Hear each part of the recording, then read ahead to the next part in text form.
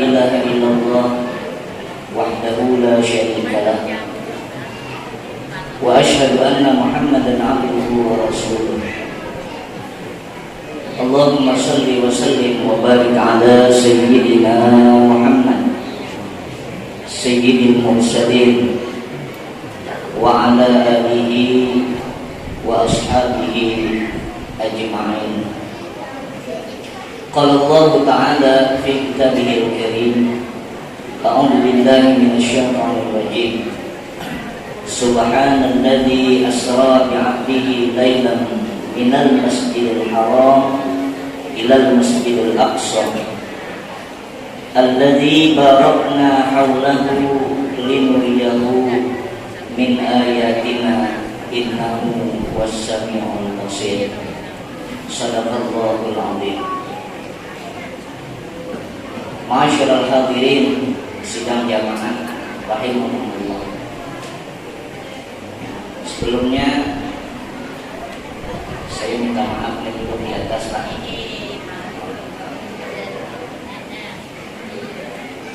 Kemudian lah pakai jas dia nih. Tadi nggak pakai sorban masa kalau turun. Kalau bungkus kayak kealiman ini jas ini. Jadi pasang jas, ada di jas berdua dan di rumah tuh. Jadi pasang tapi sajam berubah sekalian.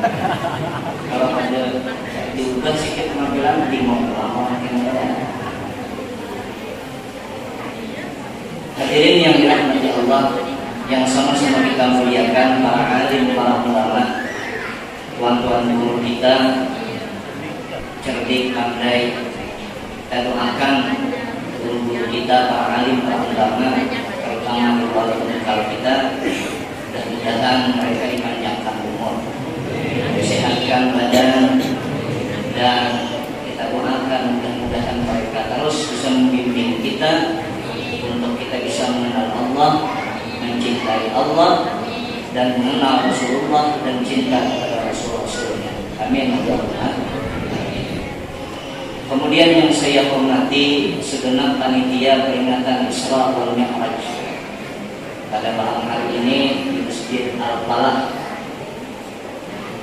Kemudian yang saya hormati, yang saya muliakan para imam, Bilal, dan segenap pengurus Masjid Al-Falah, dan yang saya hormati juga pada para pemerintahan baik RT RW yang berada di sekitar Masjid Al-Falah, dan tidak lupa para hadirin, bapak-bapak, ibu-ibu, insyaallah dirahmati oleh Allah Subhanahu wa taala. Amin. Pertama, saya pribadi mengucapkan banyak terima kasih terutama kepada panitia pelaksana pada malam hari ini yang telah sudi memberikan waktu kepada saya dalam mengisi bercakap-cakap lah, kalau ceramah kali juga. Baik, insyaallah waktu yang diberikan dan mudah-mudahan saya bisa memanfaatkan dengan sebaik-baiknya. Alhamdulillah, kita ucapkan puji syukur kehadirat Allah. Sama-sama kita Alhamdulillah. Bersyukur kita bisa berada di tempat yang mulia. Kita diberi taufik oleh Allah. Kita bisa duduk di rumahnya Allah. Insyaallah, apalagi kita disertai dengan niat i'tikaf, selama kita berada di dalamnya, insyaallah dinilai oleh Allah ibadah. Kita bersyukur kepada Allah, kita malam hari ini duduk dalam keadaan taat kepada Allah. Di dalam kitab Aqidatul Najin, kalau sekarang dibaca oleh guru kita malam Senin di Masjid Ittifaqul Muslimin, Aqidatul Najin, di situ dijelaskan, disebutkan fawzus sa'idi indahu fil azali thumma as-saqiyyu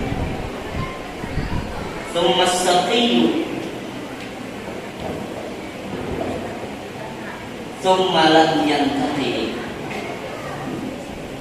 Kita yang duduk di sini kada tahu acika kuat-kuatnya ibu-ibunya kada tahu kita. Apakah kita menjadi orang yang beruntung nanti di hadapan Allah? Apakah kita bisa masuk surga kainan? Apakah kita tergolong orang yang celaka? Kada tahu. Sedangkan ketetapan Allah fil azali, pada masa azali sudah ditetapkan. Kita kada tahu kita tergolong orang baik kan? Kita tergolong orang yang celaka kan? Itu kada tahu. Tetapi kebaikan dan keburukan yang Allah tetapkan pada masa azali itu sudah ada. Siapa di antara kita? Kada tahu. Tapi oleh Rasulullah pernah mengatakan begini dalam sebuah hadisnya. Kata Nabi, likulli syai'in alam. Bagi setiap sesuatu, apapun itu ada tandanya. Jadi setiap sesuatu ada tandanya. Sekarang pertanyaannya, apakah kita tergolong orang yang beruntung nanti di akhirat, berkumpul dengan para nabi-nabi, berkumpul dengan para aulia, berkumpul dengan guru-guru kita? Beruntungkah kita, ataukah kita menjadi orang yang celaka, berkumpul dengan Fir'aun, berkumpul dengan iblis, berkumpul dengan orang-orang yang durhaka kepada Allah? Ke situkah kita? Ada tahu. Nah, lalu ujian Nabi, likulli syai'in alam, ada tandanya. Di antaranya tandanya apa? Nah, tandanya bahwa orang tersebut menjadi orang yang beruntung, dia berada dalam taat kepada Allah. Dia berada dalam taat kepada Allah, ada maksiat kepada Allah. Itu sudah satu tanda bahwa Allah mudah-mudahan menjadikan kita golongan dalam golongan orang-orang yang beruntung. Amin Allahumma alhamdulillah. Kita malam ini duduk di rumah Allah memperingati peringatan Isra dan Mi'rajnya Nabi. Mudah-mudahan ini mendatangkan manfaat besar, mendatangkan kebaikan yang banyak untuk kita, menambah kecintaan kita kepada Allah, menambah kecintaan kita kepada Rasulullah sallallahu alaihi wasallam. Alhamdulillah. Nya mau katimah nih, udah 15 menit kan. Kita sampai di mana? Salawat di gedung untuk ada orang Palestina kan? Ada Habib Qais ya, Habib Qais. Saya ngapain sama Habib Qais? Penyampaiannya luar biasa juga. Apa kita habiskan sendiri. Masyaallah hadirin rahimakumullah. Kemudian yang selanjutnya sama-sama kita ucap sama-sama lah bersalawat kita kepada Nabi kita Muhammad sallallahu alaihi wasallam dengan mengucap Allahumma shalli ala sayyidina Muhammad wa ala ali sayyidina Muhammad. Itu Nabi bercakap tuh, puja Nabi, man shalla alayya, kada ada bilang di situ dalam hadis tuh, siapa di antara umatku yang bersalawat kepada aku, wajib syafaati, wajib dapat syafaatku. Seuting kamu salawat 10 kah 100 kah 1000 kah ada nilainya di situ. Asalkan itu salawat kepada Nabi berhak mendatangkan syafaat untuk kita. Yakini dong, Nabi itu dicakap ada berbual. Ma la yantiqu 'anil hawa in huwa illa wahyun yuha. Nabi itu kada bertutur kata kecuali tutur katanya itu datang dari Allah sebagai wahyu untuk Nabi. Kan yakini. Jadi bersalawat. Ujian Imam As-Suyuti kalau ada khilaf, kita doa-doa nih bagus mengamalkan salawat, paling kurang kalau yang hendak tuh nah salawat Jibril jadilah sallallahu alaihi Muhammad sallallahu alaihi Muhammad, sambil duduk, sambil berjalan, sambil bermotor, sambil berdiri. Kalau aku salawat itulah juga kadang bisa tembus 5.000, kadang bisa tembus 6.000, kadang bisa sampai 10.000, kadang bisa lebih. Nah, mudah-mudahan itu modal kita. Kita ini ada modal menuju akhirat. Menuju akhirat ada modal kita. Satu-satunya harapan kita syafaat. Di kuburan ditungkal di carang, dihinak kada kawal lagi kita di dalam. Amun kada ada syafaat Nabi, siapa yang menolong kita? Ada. Kami dulu ngaji sama ayah. Uji ayah ngaji di rumah dulu hari Minggu. Uji ayah, nih kita ini semuanya nah, jangan banyak berharap orang. Kita ini masing-masing. Jangan berharap anak, wan cucu, wan abang, ating, jangan kami berharap inya ganti ayah pas-pasan begitunya. Jangan berharap doa dari dia, jangan berharap sedekah darinya, bukan kada boleh, bukan. Jangan sepenuhnya berharap dengan mereka. Mereka ganti ayah kada cukup, anak kita ganti pas-pasan dengan dia. Jadi singkatnya kayak apa? Beramal masing-masing banyak-banyak. Berwirid banyak-banyak. Apapun yang bisa kita kerjakan, setiap kebaikan, insya Allah itu ada manfaat untuk kita. Masyaallah hadirin rahimakumullah. Allah Subhanahu wa taala mengatakan dalam Al-Qur'an, sudah kita baca tadi, kali juga sudah membaca, subhanalladzi asra bi 'abdihi lailan minal masjidil haram ilal masjidil aqsa linuriyahu min ayatina. Perjalanan Isra dan Mi'raj, insyaallah kita akan bahas habis Isra Mi'raj dan paling sedikit kita ambil hikmah-hikmah saja. Karena setiap malam kita banyak hadir di majelis Isra Mi'raj, insyaallah kisahnya banyak. Isra dan Mi'raj itu katanya mengandung keanehan yang luar biasa. Orang pada aneh kalau mendengar Isra dan Mi'raj. Sebenarnya Isra dan Mi'raj itu betul aneh, betul. Tapi bukan hanya Isra Mi'raj, bukan. Semua kullu makhluqin, setiap apa yang dijadikan oleh Allah, semua yang diciptakan oleh Allah itu min ajaib, termasuk aneh semuanya. Kada ada ciptaan Allah itu kecuali aneh. Tapi liulil albab, bagi orang yang punya pikir, bagi orang yang mau merenungi tentang ciptaan Tuhan, semua aneh. Nih, coba kita lihat masjid. Coba aku tanya, ada yang bisa jawab? Kenapa mata samin itu berikit? Kenapa? Ada yang bisa jawab?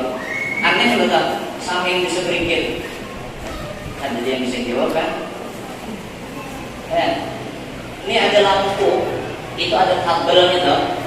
Kabelnya di luarnya kan dibelit oleh plastik, dibelit oleh plastik, iya kan? Aneh nggak aneh? Kan kalau listrik itu ada apinya tuh katanya, makanya apa kipas hidup, lampu hidup, aneh kan? Kalau kita kalau betul-betul ada api di sini, angin dia tuh, ya kan?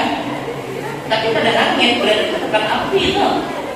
Tapi kalau kita jumpa ya ada apinya. Kalau memang betul api, coba kita sorong awan kosep, angin itu yang betul api itu. Kan aneh. Tapi kenapa kita ada merasa aneh dengan kabel? Karena kita setiap hari bersentuhan dengan kabel. Balik lagi ke badan kita. Itu ada di jari kita tuh kuku. Nah, kuku lihat masing-masing. Itu kuku tuh. Itu insya Allah nanti kuku tuh kalau dibawa ke hati, bawa ke masjid, besok sampean tatap tuh, potong tuh hari Senin. Itu insya Allah kata ulama, pas sampean nanti ditimbang di mizan, di timbangan amal, mereka pada datang tuh memberati kita, memberati timbangan amal kita. Apa kata kuku? Nih, aku pernah dibawa Isra Mi'raj ke Masjid Nurul Falak, jangan ditinggal, aku buat ke situ. Insya Allah memberati lo, walaupun kuku sedikit. Nah, yang aku bahas kuku, siapa bisa mikirkan kenapa ini bisa berpanjang? Dari yang sanggup mikirkan. Gigi kenapa kada bisa panjang? Rambut kenapa bisa panjang? Semua ciptaan Tuhan itu mengandung ajaib, mengandung keanehan. Tapi kenapa kita ada keanehan? Karena tuh hari-hari kita menjapainya, karena hari-hari kita megangnya, karena hari-hari kita bergaul dengan itu. Bahkan diri kita sendiri mengherankan. Ini kita nih, ini hasil pergaulan ajaib abah dan mama kita nih. Pertarungan sengit setiap malam musim hujan. Jadi kita, ya Allah jadi hujan. Iyalah, kan aneh tuh. Tapi kita kadang merasa aneh, kenapa? Tiap malam gawinya, ya kan? Setiap malam itu aja digawi, kada aneh. Padahal banyu bergabung dengan banyu, jadi kan bisa ceramah di hadapan, ya kan? Bisa duduk makan kue. Nah, itu aneh, tapi kadang merasa aneh. Itu kuenya silakan sambil makan. Kita cepat-cepat bareng. Silakan makan, silakan minum. Ada apa-apa, ada apa-apa. Ya, kita santai, cuman telinga dengan akal kerja. Ya. Jadi semua apa yang Allah jadikan itu aneh semuanya. Isra Mi'raj itu juga bagian daripada keanehan, dan dia bagian daripada mukjizatnya Nabi kita Muhammad sallallahu alaihi wasallam. Balik sedikit, saya ingin bahas sebelum perjalanan Nabi. Sebelum Nabi itu diperjalankan, Nabi itu ada masalah sedikit. Nabi sedih. Kenapa? Ketika itu Nabi ditinggal oleh dua orang yang sangat membela dalam perjuangan Nabi. Yang pertama, Nabi ditinggal oleh Abu Thalib. Ini Abu Thalib luar biasa pamannya. Orang kafir sangat segan sama dia. Sehingga di masa hidupnya Abu Thalib, orang kafir kada semerta-merta berani mengganggu Nabi. Kenapa? Ada Abu Thalib. Yang kedua, Khadijah, istrinya Nabi. Ini perempuan yang luar biasa.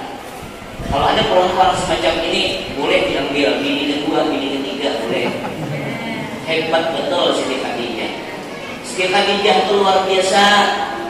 Ya, orang yang pertama percaya dengan kenabiannya Nabi kita itu Siti Khadijah. Seandainya kata Siti Khadijah, tidak ada orang yang percaya dengan engkau, hai lakiku, aku yang percaya orang sampean. Siti Khadijah itu disegani, di Mekah itu disegani. Kenapa? Karena perekonomian 80% perekonomian Mekah pada waktu itu dari Siti Khadijah modalnya. Kayak Musduni sih lah kali dah. Rasanya kayak mana? Orang semuanya berutang lawan dia aja. Jadi mana orang kaya di Mekah tuh itu yang modali rata-rata Siti Khadijah. Jadi di masa hidupnya Siti Khadijah, orang ada berani ganggu Nabi. Nah, berjasalah Nabi kata. Tapi setelah dia bersuamikan Nabi, sebanyak harta yang dia miliki disumbangkannya untuk Nabi sebagai perjuangan demi memperjuangkan Islamnya Nabi, memperjuangkan agama Islam demi tegaknya agama Allah. Adalah perempuan kita, bang, abang berusaha karena aku amas, abang ambil kerja, silahkan abang bersedekah ke masjid sana sini kerja deh. Nah, Siti Khadijah, nih harta punah, ambil semuanya, silahkan bawa untuk memperjuangkan agama Allah. Hebat Siti Khadijah. Sampai-sampai Allah Subhanahu wa Ta'ala kirim salam sama Siti Khadijah. Sini ada yang Prabowo kirim salam. Tunjuk tangan. Prabowo dia kirim salam. Berarti kita tahu dia dah. Ya, ini Siti Khadijah yang kirim salam. Allah, Tuhan yang menjadikan langit. Siapa yang menyampaikan? Jibril. Disampaikan kepada Nabi, Nabi yang menyampaikan kepada Siti Khadijah, ya Sayyidat Khadijah, hai istriku, Allah Rabbul Alamin kirim salam yang engkau. Saking habisnya harta Siti Khadijah diberikan kepada Nabi, habis hartanya diberikan oleh Nabi. Ketika dia wafat, selembar pun kada ada untuk membungkus jasadnya Siti Khadijah. Kan kada ada bekain lagi. Panitia kematian kada ada nyumbang lagi. Kamu kain kapan? Karena pemusuhan orang-orang sana tuh. Tapi nabinya tinggal di Madinah kan. Ya, kada ada panitia mengantari baju kain kapan beda. Lalu siapa yang ngantari kain kapan? Datang Jibril membawakan kain kapan dari surga. Nah, adalah kita sini yang datangi Jibril ngantar kain kapan. Beda pakai kau ngantar deh. Kayak Pak Iban Siti Khadijah.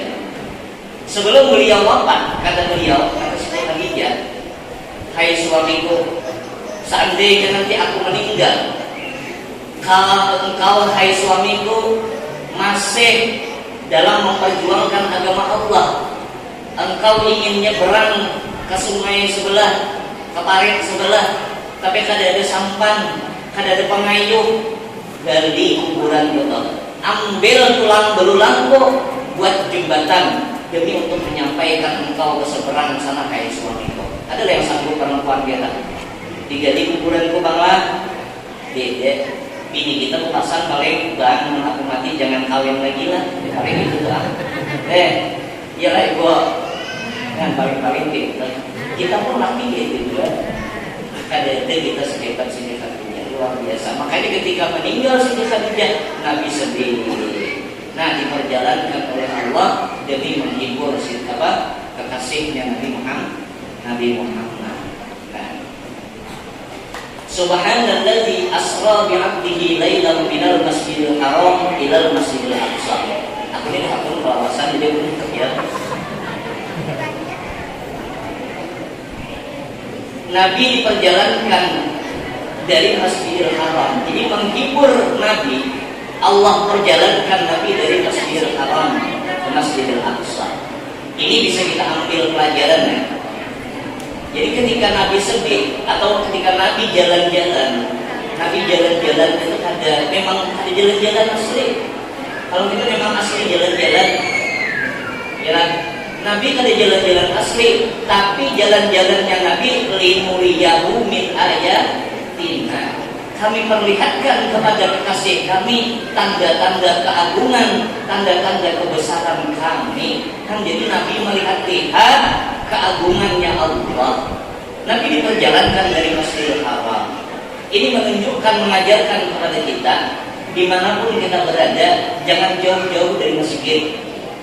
Jalan, jangan jauh-jauh dari masjid. Ini masjid bagus nih. Aku pertama kali rasanya masuk nih. Sampai semua nggak masuk sini. Soalnya dari dia paling-paling lagi mau dari semua ke sini. Wah ini nggak bisa pakai dia. Nah, jadi jangan jauh-jauh dari masjid. Kenapa?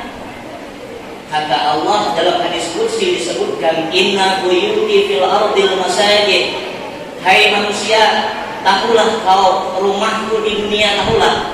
Inna buyuti fil ardil masajid. Rumahku di dalam dunia adalah masjid-masjid. Kan jadi jangan jauh dari masjid-masjid.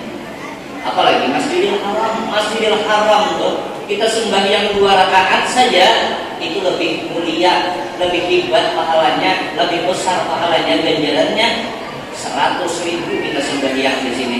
Sana cuma 2 rakaat, ini kita sembahyang sini 100.000 kali kita sembahyang. Pacul untuk kita sembahyang. Nah, namanya limuriyahu min ayatina. Jadi kata Allah, jangan jauh-jauh dari rumahku. Karena rumahku yaitu masjid. Wa inna zuwari fiha umaruha. Orang yang datang dari rumahnya menuju masjid, ini kita duduk di masjid. Wa inna zuwari fiha umaruha. Orang yang datang ke masjid mengunjungi rumahku itu, kata Allah, orang tuh berarti meramaikan rumahku, memakmurkan rumahku. Apa lagi cakapnya? Ya meramaikan rumahku. Nih kita duduk di rumah Allah, Tuhan senang. Kita dianggap meramaikan rumah Allah. Nah, fatuba kata Allah, beruntung. Fatuba li'abdin, beruntung seorang hamba tatahhara fi baitihi tsumma zarani fi baiti. Dia bersih-bersih di rumahnya, kemudian dia datang menziarahi rumahku. Maka kata Allah, fahaqqa 'alal mazur, berhak atas aku, kata Allah, yang diziarahinya, yang punya rumah, ayyuk rimazairahu, memuliakan orang yang menziarahi rumahku.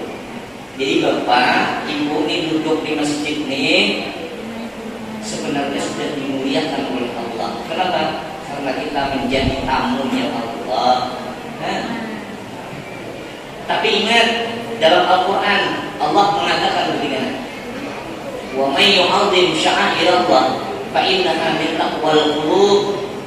Siapa di antara hamba-hambaku, kata Allah, yang mensyiarkan, yang memakmurkan, yang mengagungkan, yang memuliakan masjidku, rumahku, fa innaha min taqwal qulub, maka orang tersebut karena bisa dia memuliakan rumahku, itu muncul terbit dari hati yang takwa kepada Allah. Kita ini sudah dinilai oleh Allah, hati kita takwa kepada Allah.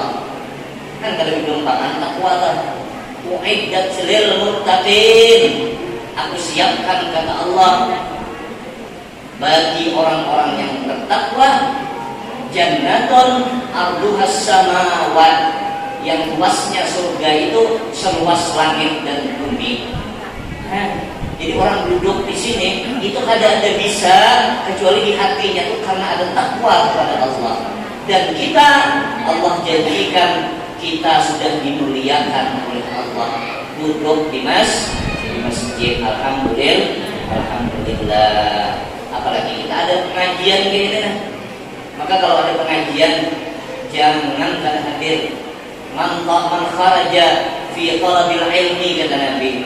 Siapa orang dari rumah pergi ke sini untuk belajar ilmu, satu, dia menziarahi rumah Allah, dimuliakan Allah. Yang kedua, dia hadir mempelajari ilmu. Maka orang tersebut, kata Nabi, fi sabilillah hatta yarji'a. Orang tersebut dinilai sama dengan berjuang fi sabilillah. Berapa lamanya? Sampai dia kembali ke rumahnya. Selama kita duduk di rumah Allah, kita belajar pengajian, kita belajar mendengarkan pidato yang baik-baik, mendengarkan nasihat yang baik-baik. Selama kita duduk di sini, kita dicatat sebagai hamba fi sabilillah. Kalau ini kabel ini kalau saya ya,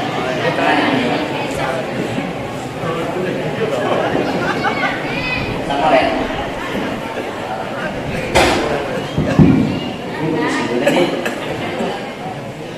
Anggap ini aku ngangkat, ada ngacak.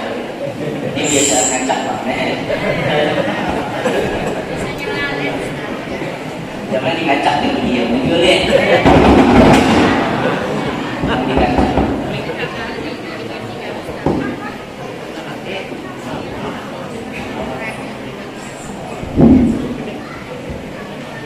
Ini benar.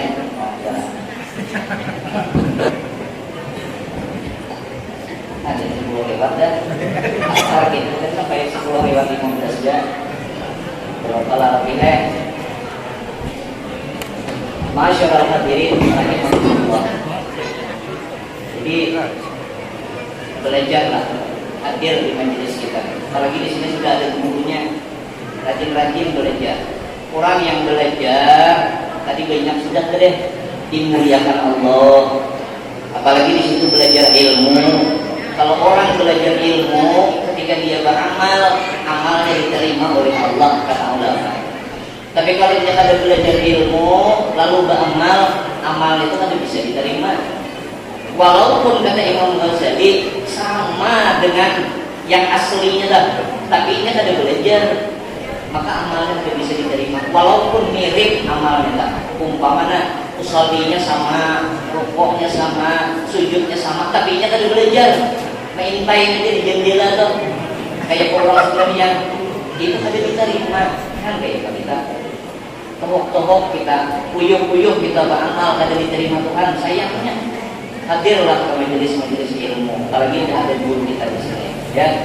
Dan janjinya Allah luar biasa. Apalagi kita ada Tuhan, niatkan belajar ilmu tuh nambah pahala aja. Walaupun paham tak, kata Imam Ghazali, fahman au bilairi fahmin, sama ada belajar itu paham atau kada paham, pahalanya besar. Lah lebih utama daripada sholat alfi rakaatin 1000 rakaat. Nah, adalah yang sanggup 1000 rakaat. Imam Ahmad bin Hanbal saja dalam hikayat itu cuma 300 rakaat semalaman. Ini 1000 rakaat. Kongsian kita masjid itu sampai 1000 rakaat. Orang 1 rakaat, orang berapa rakaat? Berbagi 1000 rakaat itu kan selesai kita semalaman lagi. Apalagi serangan, bangkak, duit, ya kan? Nah, kita sebentar sih di pengajian ada lawas habis maghrib, paling-paling setengah jam. Tapi Allah beri pahalanya lebih baik daripada sembahyang 1000 rakaat. Lebih baik lagi dalam hadis yang lain mengunjungi 1000 orang yang sakit, kan juga sudah. Lebih baik lagi daripada mengantar jenazah ke kuburan. Itu orang yang ngantar jenazah ke kuburan dalam hadis disebutkan. Aku ada apa hadisnya? Aku tahu lah hadisnya, tapi kenapa? Kata Nabi bilang, orang yang sembahyang jenazah kemudian dia antarkan jenazah ke kuburan, itu Allah beri pahala seperti bersedekah gunung Uhud diubah jadi emas. Gunung Uhud itu kayak pada namanya ini Pak Haji, aku makin nape pada namanya. Anggaplah kayak masjidnya. Sekarang masjidnya buat jadi emas. Kira-kira kalau bersedekah atau pelawat, jadi lebih yang susah itu pelawatnya. Tapi kita sekali aja antar mayat ke kuburan saya itu dapat pahalanya. Nah, hadir di majelis ilmu 1000 kali lipat pahalanya. Kuliah dulu kita ada pahalanya. Lah, jadi rajin-rajin kita duduk di majelis ilmu, apalagi guru-guru kita sudah banyak bilangan. Nah, tapi insya Allah masih ada guru-guru kita masih ada kayak usaha dari beliau tuh bertambah kita doakan lah sehat beliau masyaallah hadirin. Di antara hikmah dari perjalanan Nabi itu luar biasa mengajari kita. Nabi kan diperjalankan dari Masjidil Haram ila Masjidil Aqsa. Itu dalam perjalanan Masjidil Haram ke Masjidil Aqsa itu ada beberapa tempat yang disinggahi oleh Nabi. Nabi singgah tuh. Kenapa Nabi singgah? Kalau kita kaji, Nabi itu afdalul makhluqin, makhluk yang paling utama. Bahkan ada yang lebih utama daripada Nabi. Nabi itu nurun ala nur, cahaya di atas cahaya. Bahkan seluruh makhluk itu kalau ngaji ilmu filsafat tingkat tinggi, kita ini diambil dari Nabi Adam. Sedangkan Nabi Adam itu diambil, diciptakan dari nurnya Nabi Muhammad. Yang menjelaskan si kita, tapi kalau bisa dipahami banget terusan. Jadi Nabi Adam itu diciptakan dari nur Nabi Muhammad. Setelah kerangkanya Nabi Adam Allah jadikan, itu terciptalah, belum ada roh kayak patongnya ada orang jual baju, ada roh. Lalu oleh Allah diambil roh. Dari mana ambilnya? Dari nur Nabi Muhammad. Sedangkan Nabi Muhammadnya belum lahir. Nabi Muhammad belum lahir, tapi nurnya sudah menciptakan alam semesta. Jadi jadinya Nabi Adam sebijian itu diciptakan dari nurnya Nabi Muhammad. Nah, diturunkan ke kita sampainya kita nih. Berarti kita ini sebijian juga nurnya Nabi Muhammad. Kita ini diciptakan dari Nabi Muhammad. Terima kasih kita kepada Nabi Muhammad. Nah, apa bukti terima kasih kita? Baik-baik kita jadi umatnya. Taat kita kepada Allah. Banyak-banyak kita bersalawat kepada Nabi Muhammad. Nah, ya. Jadi Nabi itu paling hebat makhluk, yang paling afdal makhlukin. Sampai di suatu tempat, ada yang namanya tempat, kalau orang Palestina bilangnya waktu Palestina Jahiliyah, boleh digunakan. Apa namanya? Bethlehem katanya. Cakapnya kayak mana? Bethlehem. Kalau bahasa Arabnya Baitul Lahmi. Apa itu tempat? Itu tempat di situ pernah dilahirkan Nabi Isa. Siti Maryam melahirkan anaknya serangan di situ. Baitul Lahmi. Ada di berbidan. Nah, di situ ada koma di situ. Sampai di situ Nabi sembahyang. Kenapa Nabi sembahyang? Tabarrukan, mengambil barokah. Nah, Nabi makhluk sehebat itu masih hormat dengan orang yang terdahulu, padahal Nabi lebih hebat. Sampai lagi Nabi ke Masjidil Aqsa itu disambut oleh roh-roh seluruh para nabi-nabi. Ketika itu Jibril dan para nabi mengajak Nabi sembahyang sunat di situ. Tapi kada semerta-merta Nabi maju jadi imam kada. Demi menghormati orang-orang yang terdahulu. Walaupun kealimannya, kesalehannya, keafdalannya lebih utama Nabi kita, tapi Nabi kada semerta-merta maju. Kan Nabi sadar diri. Tapi oleh Jibril, gurunya yang memerintah, guru segala guru. Jibril itu kan gurunya Nabi Adam, gurunya Nabi Idris, gurunya Nabi Ibrahim, Nabi Isa, Nabi Nuh dan lain sebagainya. Itu kan gurunya Nabi apa? Jibril kan. Nah, karena gurunya yang murah, kata Jibril, ya Muhammad, kata sudah maju engkau jadi imam. Baru Nabi maju jadi imam. Nah, di situ mengajarkan kepada kita, hormati dahulu orang-orang yang berdiri. Kemudian orang berdiri itu pulang, kalau ada orang alim, hargai pulang yang alim, walaupun dia lebih muda. Itu diantara mungkin hikmah Isra Mi'raj. Lah, kalau ceritanya banyak, pasti ada orang menceritakan dia malam. Kan jadi Nabi itu hormat sama orang-orang berdiri, ya, taklim Nabi kepada orang-orang baik, dan orang-orang yang baik, nabi-nabi yang terdahulu juga menghormati kepada Nabi, dan memang Nabi cocok dihormati. Nabi adalah khairul mursalin, ya, Nabi yang terbaik, Rasul yang terbaik. Masyaallah hadirin rahimakumullah. Kemudian diantara lagi hikmah Isra dan Mi'raj itu ujar ulama, Isra itu berjalan, Mi'raj itu naik. Isra itu gambaran hubungan kita kepada makhluk sesama makhluk. Jadi Isra itu kan di bumi tuh. Ini petunjuk gambaran untuk kita bahwa kita mesti berhubungan dengan sesama kita. Kita berusi akhlak sesama kita. Tetangga dengan tetangga beraturan, jangan berkelahi. Dua laki bini jangan berkelahi rugi. Yalah. Anak kawan kawitan bersayang-sayangan. Kan? Ini yang sering sekarang nih, orang tua orang anak berkelahian. Yalah. Padahal pasalnya sedikit aja, masalahnya kecil aja. Itu bahaya dah. Kata Nabi, salasun la yadurullah yaumal qiyamah. Ada 3 golongan yang Allah akan memandang kepada itu golongan. Di antaranya siapa? Akil liwalidayh, orang yang durhaka kepada kedua orang tuanya. Dan siksa hukuman orang yang durhaka itu disegerakan oleh Allah.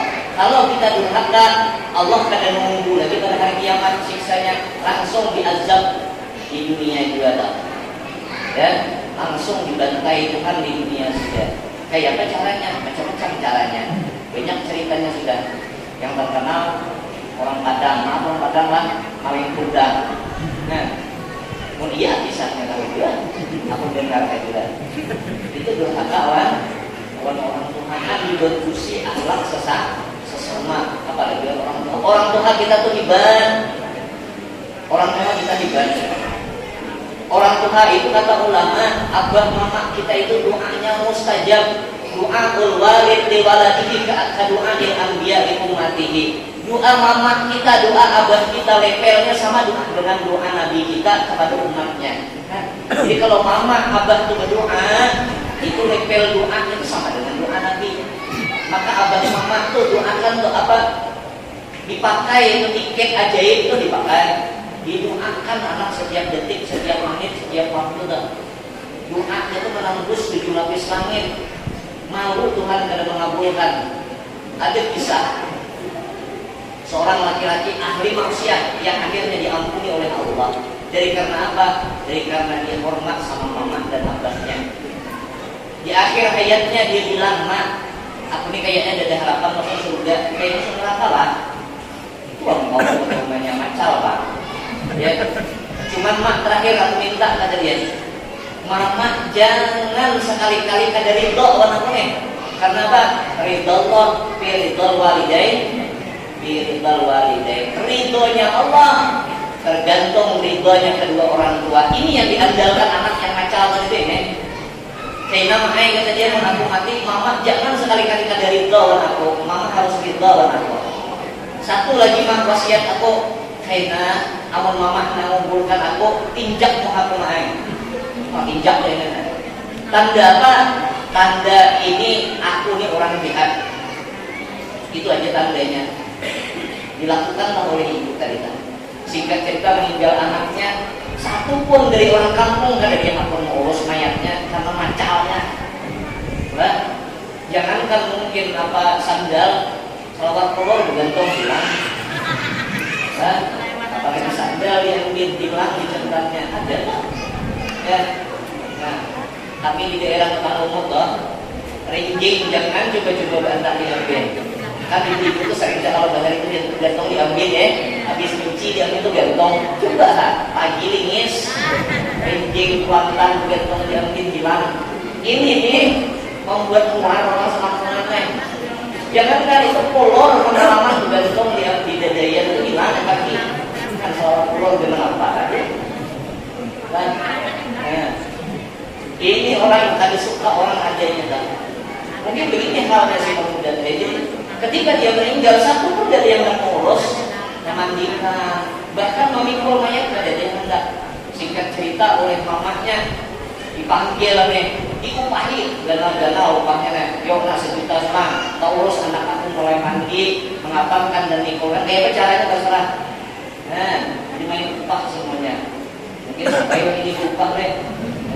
Tapi kita kan ada upah gitu pada ini bisalah aja ke menggembirakan orang yang mengurus saja. Kalau upahnya kan ada sebanding gitu, tapi kita diberi upah kita menganggap pahala gitu, nolongi orang kan. Lalu akhirnya setelah wasiat tadi dilakukan, dipikullah mayat membawa ke kuburan. Ada seorang ulama yang melihat ketika itu aneh, hanya berempat yang membawa lah. Dan seekor perempuan tuh hak yang mengiringi. Kok seekor pun tidak ada orang kampung yang mengiring mayat tuh. Heran si ulamanya, ikutlah dia di belakang mengiring mayat tadi tuh sampai ke kuburan. Aneh dia melihat, begitu nak dimasukkan, mamanya meninjak rumah anaknya, bapak berkenan. Setelah itu dilakukan oleh mamanya, selesai pengumpulan, ada suara hatib itu suara, tapi orangnya ada. Bercakap suaranya, apa kata dia? Hai ibu, dosa anakmu karena engkau telah meridhoinya sudah aku ampuni, kata dia. Ini terdapat kisahnya dalam satu kitab. Amun aku berbual berarti kitab itu yang berbual. Nah, tapi jangan pulang ditiru, aku macal kita mau mati mamaku ninjak. Kalau boleh jangan ditiru. Ini tanda ridhonya orang tua tadi aja. Ada lagi satu kisah. Sepuluh ada hebat ajar juga hikmahnya. Aku nyatat banyak dari Nabi Isa dia kan wakal Allah Musa taklima. Allah bisa bercakap, Nabi Musa bisa bercakap dengan Allah. Di antara tempat yang dia bilang saja apa? Munajat di Bukit Turisina. Yang ayat kita keluar Turisina adalah Turisin. Itu di mana dah? Kalau kata kitab di Libanon, di Lebanon, pokoknya aja kayak suara kita. Nah di Libanon sana gunungnya dah. Di situ Nabi Musa munajat. Apa dalam munajatnya? Kata Nabi Musa, ya Allah, coba kasih tahu kepada ulama ya Allah, siapa nanti orang yang sekedudukan dengan aku? Kalau di kamar di surga tuh siapa orang yang sekamar dengan aku siapa? Lalu kata Allah, tuh nanti yang sekamar ruang kau tuh orang dekat Masjid Al-Falah tuh rumahnya cat hijau, yang jendelanya ini, ngarangnya ini, anaknya ini orangnya binnya ini. Oh kata Nabi Musa, ini nanti orangnya yang akan sekedudukan aku di dalam surga. Isok dicari oleh Nabi Musa. Setelah dicari ketemu rumahnya warna hijau. Ketuklah itu, assalamualaikum, waalaikumsalam. Masuk si Nabi Musa. Setelah Nabi Musa masuk, lalu oleh si pemuda tadi dibukakan pintu, disuguhkanlah apa yang biasa kita suguhkan. Mungkinlah siapkan air aqua, ada aqua deh. Punya serahlah segala disuguhkan minum, dikasih buah dan lain sebagainya. Lalu si pemuda tadi setelah menyuruh Nabi Musa duduk di rumahnya, dia pamit. Kata dia, ya Nabi Musa, saya permisi lah, ada kawan-kawan nih, kau duduk di sini nih. Aku ada bagian sedikit masih belum selesai. Kata Nabi Musa, silahkan. Masuk si pemuda tadi ke dalam kamar. Setelah dia masuk ke dalam kamar, tiba-tiba ada lawas keluar. Yang mengejutkan Nabi Musa, keluarnya rupanya membawa seekor babi. Dari kamar ini membawa babi, mengindong babi ini kan, membawa ke batu atau membawa keluaran. Lalu babi tadi kita cibukakannya banyu di air sehingga dimandinya babi, disabuninya babi, dibersihkannya. Setelah bersih, dilapnya pakai handuk. Setelah kering, dicium-ciuminya babi tadi. Setelah selesai, diangkatnya baunya lagi masuk ke kamar. Tidak lama keluar pulang membawa babi yang lebih besar lagi. Nah, babi yang lebih besar. Tambah bingung lagi Musa. Nah, kita ternak babi di kamarnya. Ternak babi, bisnis babi ini orangnya. Setelah seperti hal awalnya tadi itu dimandikan dan lain sebagainya, diangkat oleh pemuda tadi itu. Lalu Nabi Musa pun bertanya kepada pemuda, bahasa Arabnya ada apa? Kayaknya bahasa Indonesianya. Kalau orang Islam, apakah dia Islam? Kok begitu babi di kamar? Lalu apa kata si pemuda? Aku wahai Nabi Musa, Islam. Lalu kata Nabi Musa, siapa tuh babi yang kau ikut? Itu kata pemuda tadi, orang tua saya, mama dan abah saya. Nah, jadi kalau orang Bahari zaman sebelum Nabi Muhammad itu kalau dia maksiat, itu maksiatnya langsung karena azab di sini juga. Ada kan dalam Al-Quran itu kisah yang Ashabus Sabt. Tahu lah Ashabus Sabt. Kalau bisa boleh ulang. Bisa jawab lah. Ashabus Sabt yang penghuni hari Sabtu toh. Ada kan dari Israel yang dilarang mencari ikan hari Sabtu, lalu dia cari ikan.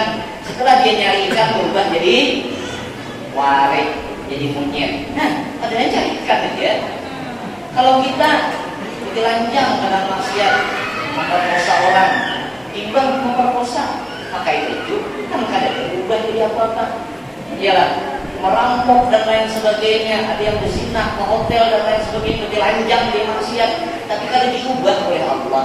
Kalau orang zaman Bahari spontan diubah Tuhan. Jangankan itu, Nabi Adam begitu dia makan buah khuldi, pakaian di tubuhnya kada mau lagi dipakai, kacau sendiri, melekatnya kada mau, dipakai lagi kada mau, dipakai lagi kada mau, sehingga Nabi Adam diturunkan ke dunia dalam keadaan telanjang. Jangan dibayangkan Nabi telanjang, ya kan kada berbaju Nabi. Lalu Nabi apa? Nabi Adam yang dipakai itu kan daun-daunan saja, karena kain belum ada, pabrik tekstil itu belum ada. Nabi Adam bersorangan, tapi dia ada malu juga. Manusia belum ada, ini yang namanya sorangan, kawan bininya, ya kan? Dan syariat zaman Bahari itu luar biasa, ya. Berat syariatnya itu berat. Orang kalau zaman Bahari, kalau dia maksiat, kalau hendak tobat, itu harus dibunuh dirinya, tusuk ditaruh memang pisau, sangguplah. Berzina ke hotel gitu boleh bunuh diri, habis satu kalan. Kalau hendak taubat satu. Yang kedua, hendak taubat lagi di tempat yang mulia seperti halnya Nabi Adam, harus ke Makkah dulu baru diterima taubatnya. Kalau kita maksiat di sini, pindah ke sini taubat diterima Tuhan.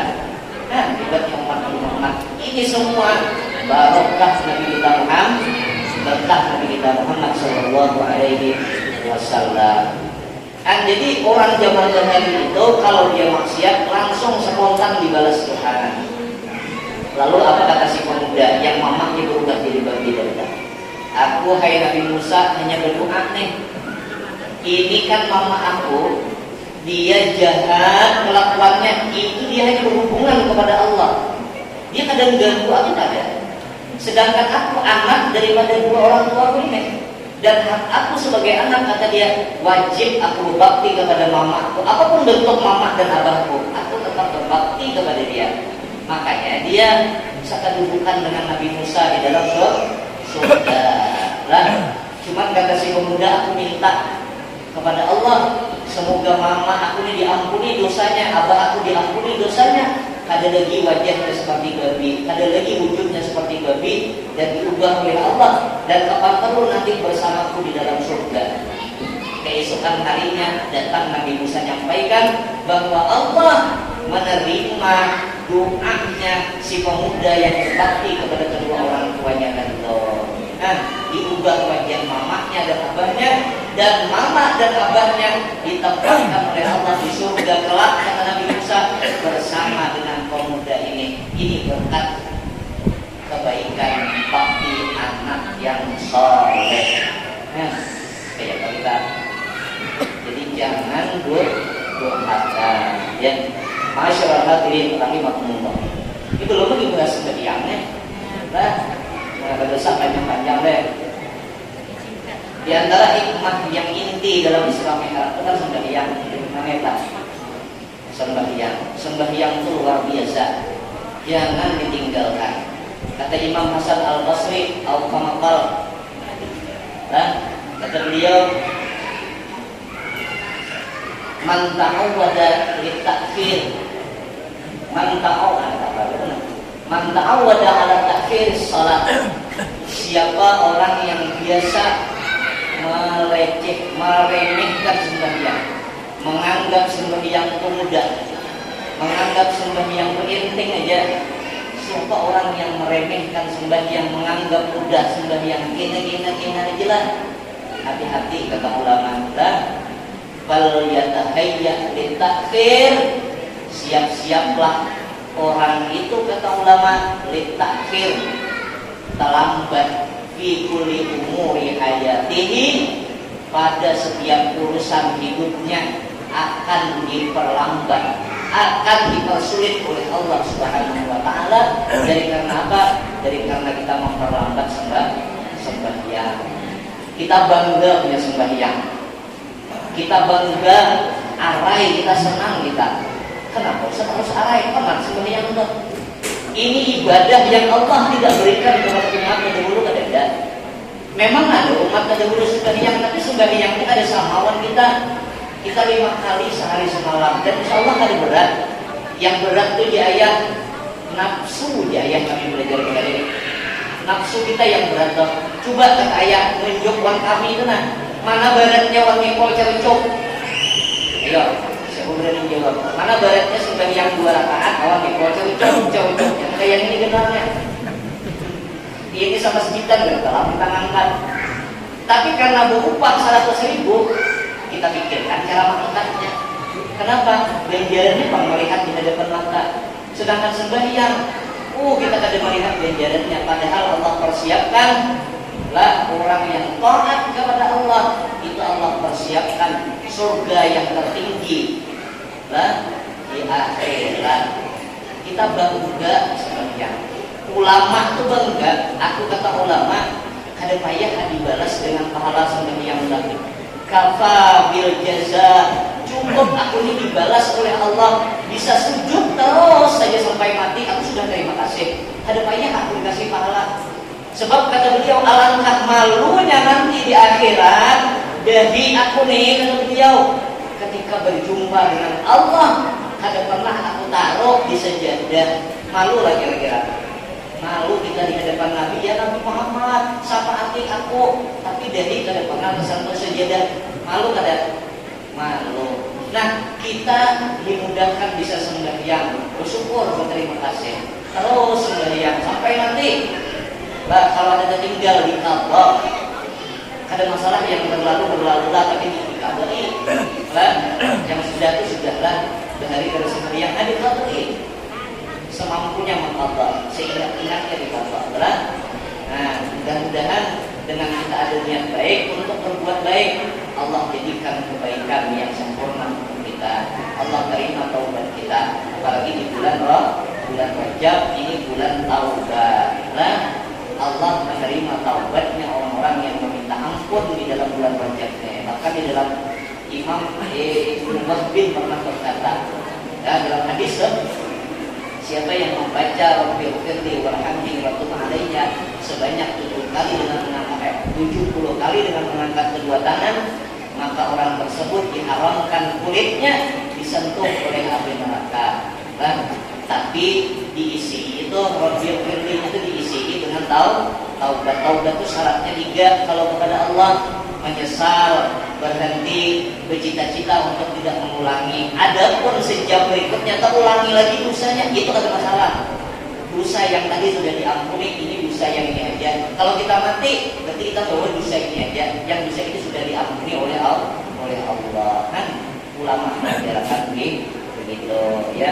Mudah-mudahan perkumpulan kita dirahmati oleh Allah. Ada berdiri kita dari sini, melainkan dosa kita diampuni oleh Allah Subhanahu wa taala. Sebab kata Nabi, man talabal ilma kana kafaratan lima maqam. Siapa yang hadir di majelis ilmu, maka duduknya dia di majelis ilmu itu kafaratan lima maqam, pelebur bagi segala dosa-dosanya. Mudah-mudahan kita bersih dari dosa dan kita diampuni oleh Allah Subhanahu wa taala, dan hajat kita dikabulkan oleh Allah Subhanahu wa taala. Yang sakit mudah disembuhkan, ya, yang punya hutang mudah kita lunas, yang belum kawin jangan mudah dapat bini yang baik, ya, yang belum dapat anak mudah-mudahan dapat anak keturunan yang saleh dan salehah. Amin. Mudah-mudahan bermanfaat. Teruskan bila itu di hidayah. Assalamualaikum warahmatullahi